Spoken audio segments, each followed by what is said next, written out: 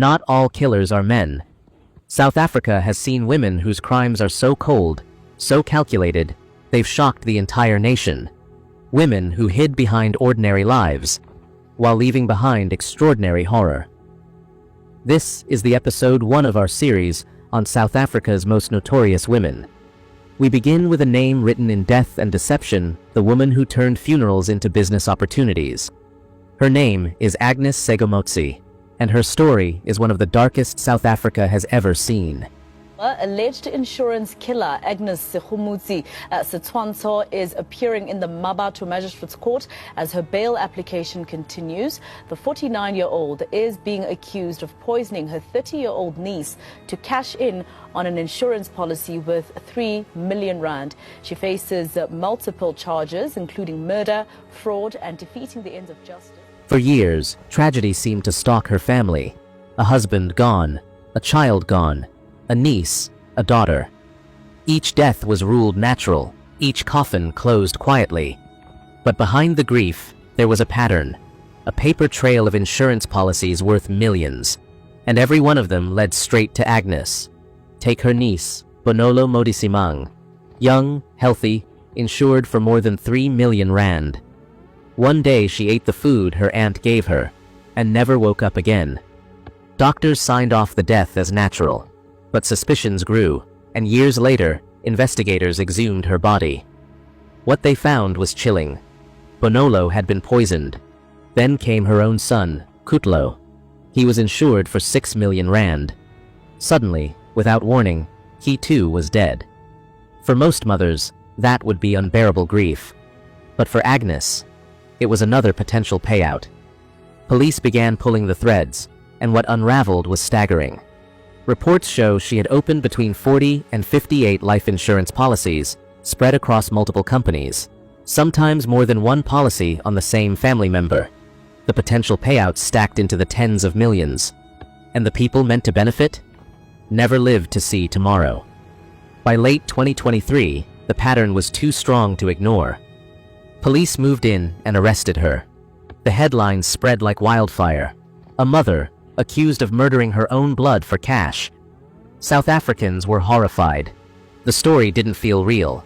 It felt like a crime thriller, only this time the killer wasn't fictional. Since then, her life has been confined to a prison cell. Every bail application has been denied. Judges called her dangerous, someone who could tamper with evidence, threaten witnesses, or even vanish before trial. Her defense argues she's innocent, that she suffers from diabetes and high blood pressure, and that the state's case is stitched together from circumstantial evidence. But prosecutors hit back with toxicology results, exhumation reports, and policy after policy after policy. What makes this case so chilling isn't just the scale of it, it's the betrayal. A niece who trusted her aunt, a son who trusted his mother, a family who thought they were safe, all reduced to numbers on insurance papers. And it forces us to ask bigger questions. How does one woman manage to open nearly 50 policies without alarms going off?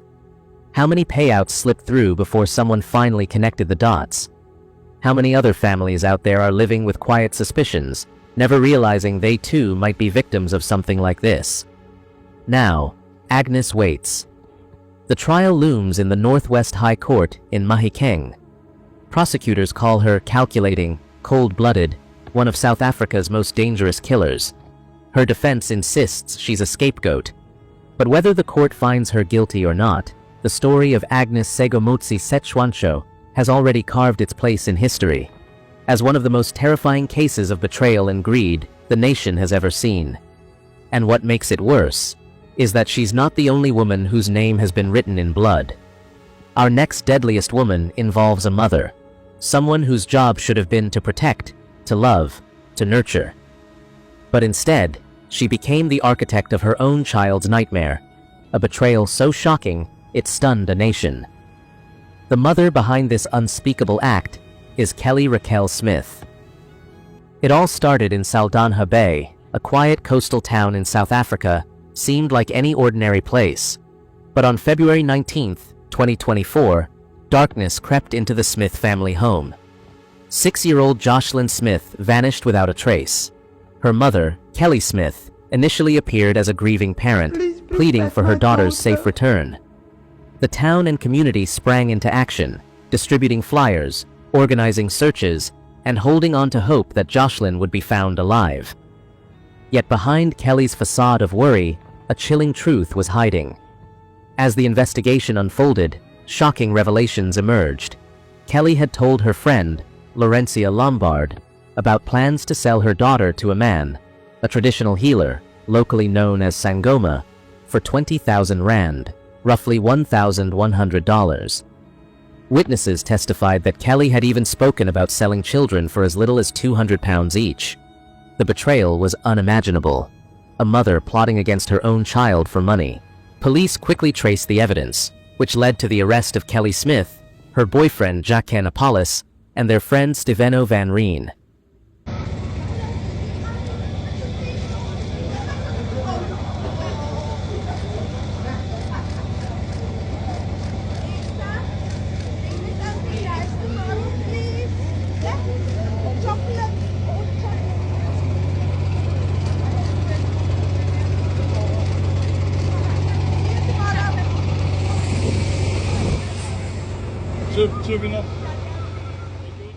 They were charged with kidnapping and human trafficking. Court proceedings revealed the gruesome details. Jocelyn had been sold, and her fate remains unknown to this day. The court sentenced all three to life imprisonment for human trafficking, with an additional 10 years for kidnapping. Mr. Apollos and Mr. Van Ryn and Ms. Smith, I'm going to announce the sentences at the same time because your sentences are the same. I'm not going to draw any distinction, even though Mr. Van Ryn has previous convictions and you, Mr. Apollos and Ms. Smith, does not have. On the human trafficking charge, you are sentenced to life imprisonment. On the kidnapping charge, you are sentenced to 10 years imprisonment. Because I've imposed life imprisonment, there is no need for me to rule on the concurrency of the sentences, because by operation of law, it will be served